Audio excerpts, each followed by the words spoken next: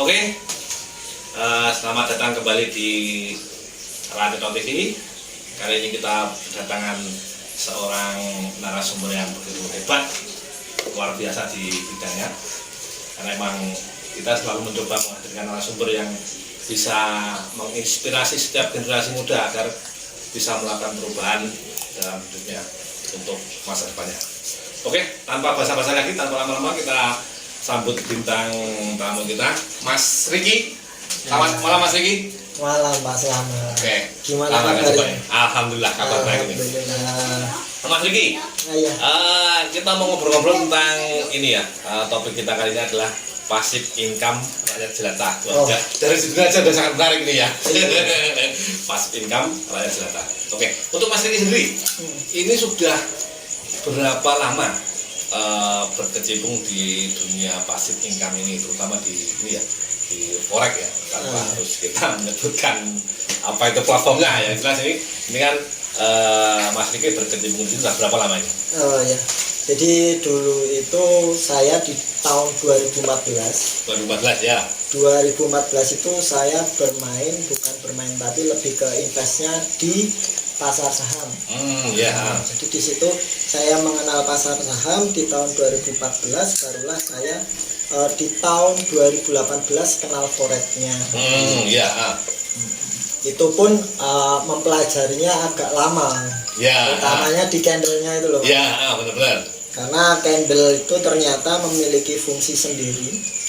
Karena candle itu tidak hanya semata-mata grafik yang bergerak naik turun, tapi itu adalah record ataupun catatan sebenarnya. Iya, apalagi kalau ada ekor di candlenya, entah itu candle merah, bearish ataupun candle hijau gitu. Iya, yang bullish, itu adalah mengatakan ataupun bahasa gampangnya itu menandakan dia itu pernah mencapai nilai di ekor tertentu.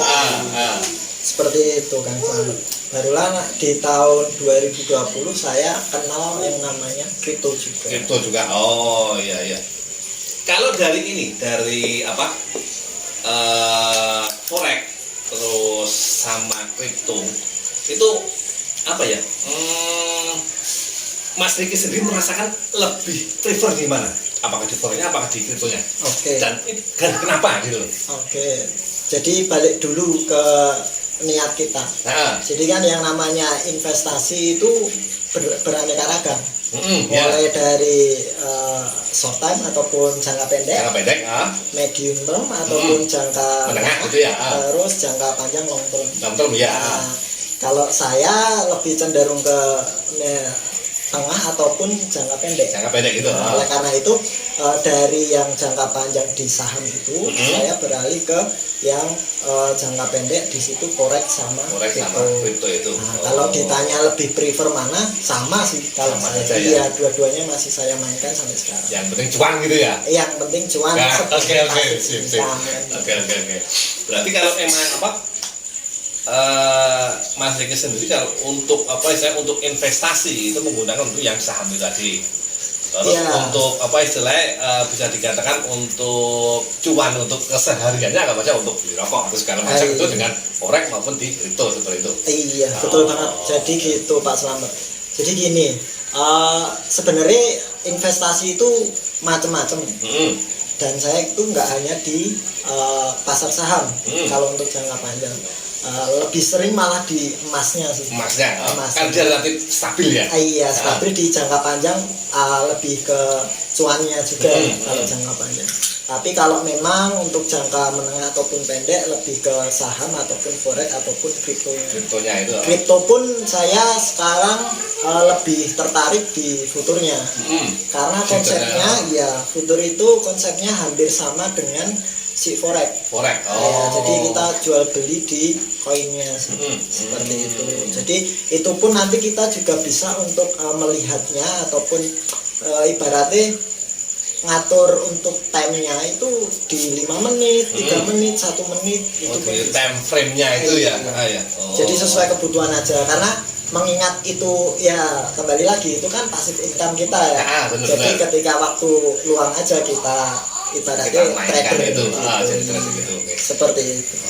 Terus gini Mas Riki kan banyak sekali dari dari anak-anak muda itu kan mereka kan takutnya gitu, kalau misalnya saya harus bermain forex itu kan resikonya kan terlalu tinggi, terus nanti juga untuk deposit sendiri itu wah ini jangan-jangan nanti depositnya harus sekian juta, sementara dengan kondisi saya seperti sekarang ini kan nggak memungkinkan untuk saya melakukan depo sebanyak itu kan seperti itu. Nah, untuk apa istilahnya untuk memberikan gambaran kepada para generasi muda, para pemirsa semua itu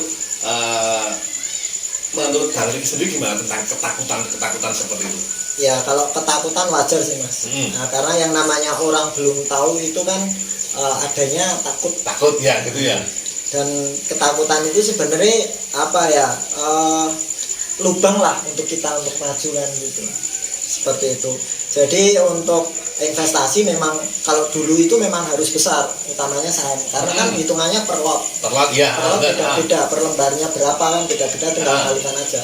Bahkan kalau dulu itu sampai minimal misal 1 juta dulu kita baru bisa ke saham gitu ya. Iya, tapi sekarang kan ada yang namanya berbagai macam platform ya. Nah, kalau misal pun kita baru punya 150.000 itu bisa di platform dimasuk bisa masuk ke market gitu ya. Betul, kita bisa masuk di situ. Berarti dari situ apa istilahnya ada yang disebutnya dengan leverage seperti ya Mas Iki ya berarti ya? Iya, leverage itu kan talangan. Talangan seperti itu. Jadi semakin besar leverage berarti semakin kecil duit yang kita beli, tapi kan semakin besar juga untuk resikonya. Jadi setiap investasi entah itu baik dalam bentuk barang ataupun dalam bentuk investasi kayak saham gitu, itu pasti memiliki resiko sendiri ya. Kan konsep ekonomi kembali lagi toh, di mana ada high risk berarti di situ ada high income, high return ya kan gitu. Ya. Kalaupun saya yang jangka panjang di emas itu karena memang lebih ke sustainability-nya aja, nilainya itu. Karena memang untuk gold sendiri kan bisa dikatakan setiap tahun dia nggak akan turun, tapi justru malah akan semakin naik gitu ya. Iya, seperti yang kayak tanah. Tapi memang bedanya emas sama tanah. Kalau tanah kan harus juga tahu nih terkait konsep appraisal mungkin penilaian kan. Penilaian itu dalam artian gini, kalau beli tanah dekat kuburan ya lakukan betul. Berbeda ketika itu pinggir jalan raya, itu jalan nasional, mudah jualnya dan naiknya juga akan cepat kan. Jadi kembali lagi sih sebenarnya kalau teman-teman mau passive income yang seperti apa dulu. Tapi kalau dengan low budget itu sekarang banyak platform yang bisa mengakomodir semua keinginan dari para calon trader seperti itu ya. Betul. Itu pun nggak harus modal yang tinggi sih. Gitu. Dan sekali lagi kalau pesan saya sebelum terjun ke dunia trader itu minimal budayakan membaca. Budayakan membaca. Nah, ini emang salah satu mungkin bisa dikatakan kelemahan dari secara umum ya. Kelemahan dari kita kan emang kurang membaca itu ya, kita kurang paham tentang resiko apa yang akan kita hadapi, termasuk juga langkah-langkah apa yang harus kita kerjakan dan kita hindari kan. Dengan sedikit membaca, sedikit literasi itu kan membahayakan sekali ya kan? Ya, jadi gini teman-teman, Pak Slamet juga ya Pak Slamet ya, pengalaman saya sih. Jadi untuk yang namanya investasi itu bukan seperti kita mendapatkan kekayaan instan. Jadi tapi itu ada waktunya gitu. Proses kan. Prosesnya gitu. itu. Kecuali memang teman-teman sudah mempelajarinya, terus dari investasi itu memilih ke yang trader ataupun kayak forex, kripto, yang jangka pendek seperti itu. Itu bisa untuk passive income teman-teman kan, seperti itu. Jadi kembali lagi ke teman-teman juga nanti Pak. Jadi mereka mau yang seperti apa itu pilihan mereka. Dengan catatan itu tadi harus belajar dulu ya. Iya, jangan terburu nafsu dengan bermain investasi kita langsung kaya. Itu enggak ada sejarahnya. Halu gitu ya. Jadi enggak ada sejarahnya orang investasi itu langsung kaya. Enggak. Semua ada prosesnya, semua harus belajar. Bahkan pengusaha-usaha seperti kelasnya Warren Buffett itu pun sendiri juga beliau butuh waktu juga untuk akhirnya sampai pada titik di mana itu juga disebut sebagai sebuah kesuksesan gitu ya. Iya, betul banget Pak Slamet. Iya. Ya itu bagian dari membaca sebenarnya. Itu kan sejarah ya. Iya. Dan apa yang kita alami setiap harinya pun itu bisa bisa dibaca seperti itu dalam tanda kutip ya kan? Iya betul sekali. Jadi belajar membaca itu tidak hanya dalam artian kontekstual, membaca buku itu memang iya, tapi ada juga yang di luar konteks itu adalah membaca bagaimana sih pengalaman orang-orang gitu. Jadi pembelajaran itu kan tidak hanya dalam model kontekstual ataupun tulisan, tapi juga bisa pengalaman dari orang. Dan bahkan pengalaman orang lain itu bisa jadi sebuah pembelajaran untuk kita ya kan? Iya betul banget, seperti itu. Terus gini Mas Riki, banyak sekali trader yang mereka itu ibaratnya udah memulai kenal dan bahkan sudah menjadi seorang trader sudah jangka waktu yang lama. Tapi dari sekian lama dia terjun dalam dunia trading terutama forex tadi ya, itu memang mereka belum bisa mendapatkan cuan. Nah sebenarnya kalau ada kasus seperti itu sebenarnya yang salah itu di mana? Apakah metodenya yang salah, ataukah emang untuk belajar sendiri emang dia harus butuh seorang guru untuk membimbing dia? Ataukah emang dari sekian waktu yang panjang itu dia masih belum memahami tentang anggap aja seperti algoritma daripada sebuah platform seperti itu? Oh, jadi gini, itu kembali lagi ke psikologisnya teman-teman sih. Kalaupun sekali lagi saya ingatkan, jangan berharap kaya dari investasi. Dari investasi ya. Ya, dalam jangka pendek ya. Jangka pendek.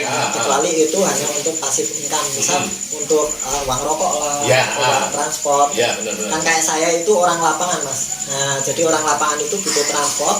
Karena pendapatan yang tidak pasti ya seperti itu, butuh transport. Nah itulah yang saya jadikan pasif income setelah saya Terus yang namanya investasi selain psikologis itu juga ini psikologis yang tamak mungkin ya. Tamak, jadi mungkin banyak serakah gitu ya. Iya, serakah banyak. Itu salah satu karakter memang yang harus dihindari ketika kita memutuskan untuk menjadi seorang trader. Betul. Gitu. Kuncinya adalah di manajemen keuangan ataupun manajemen investasinya. Iya, jadi kalau pengalaman pribadi sih dari guru-guru juga, teman-teman juga ataupun kolega gitu, rata-rata mereka itu ada rencananya. Ada plan gitu ya, planning. Ada planningnya, rencana ataupun planning itu kita dalam satu hari targetnya berapa sih?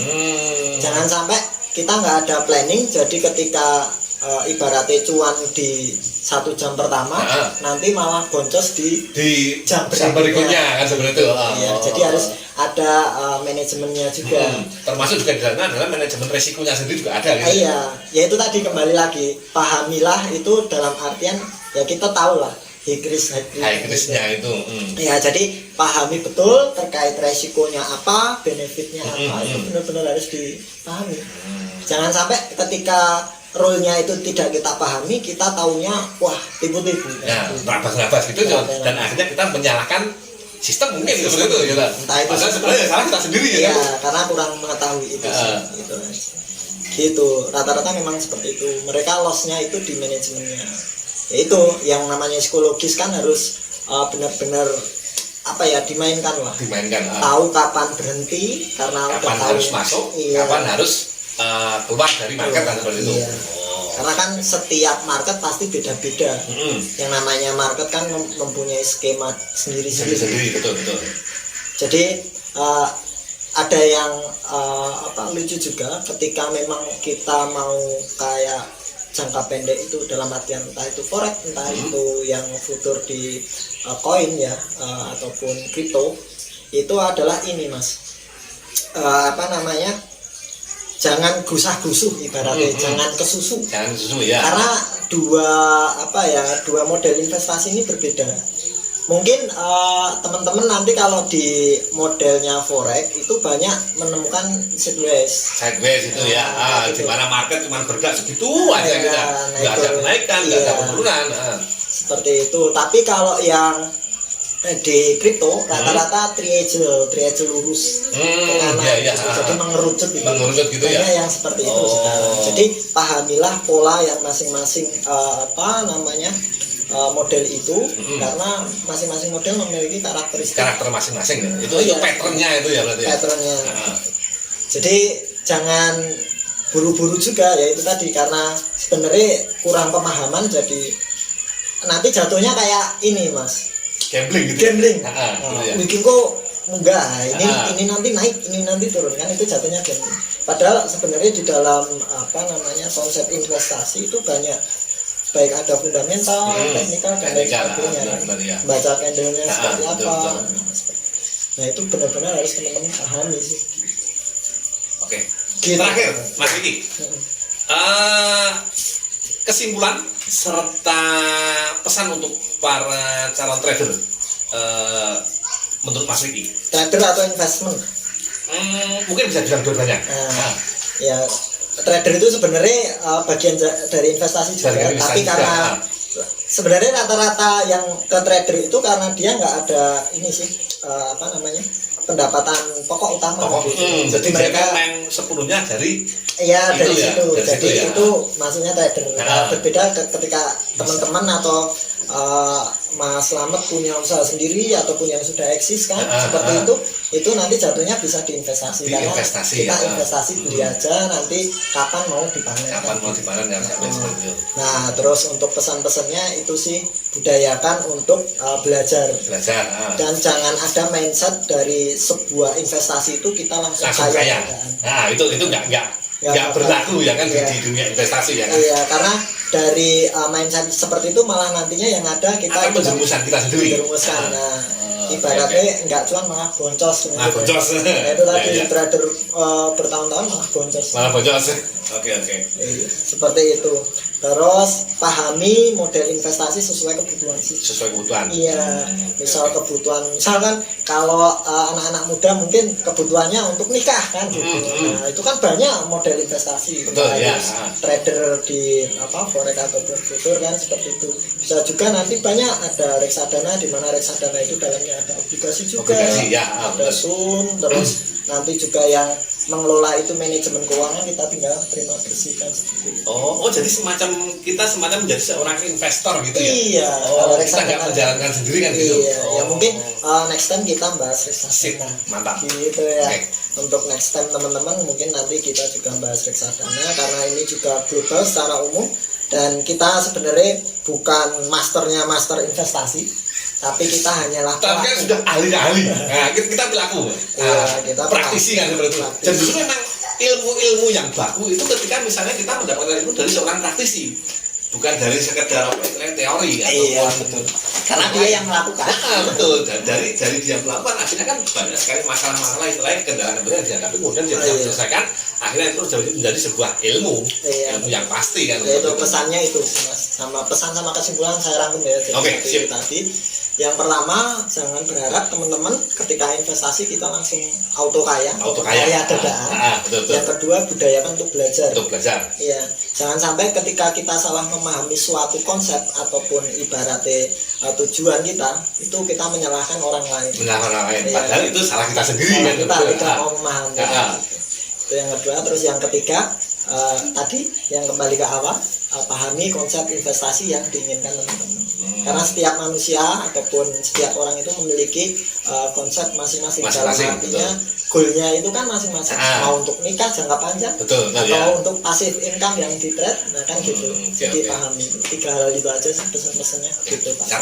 Menarik sekali obrolan kali ini, tapi karena waktunya yang sudah tidak memungkinkan lagi untuk kita lanjut, mungkin akan kita lanjut di video berikutnya. Oke, sampai di sini dulu. Kurang lebihnya ada salah kata mohon maaf, kita nggak ada maksud untuk menggurui ataupun apapun, tapi kita cuma sekedar sharing aja dari seorang praktisi kepada para newbie utamanya, dan mudah-mudahan ini menjadi sebuah inspirasi untuk kita semua. Sekian, assalamualaikum warahmatullahi wabarakatuh.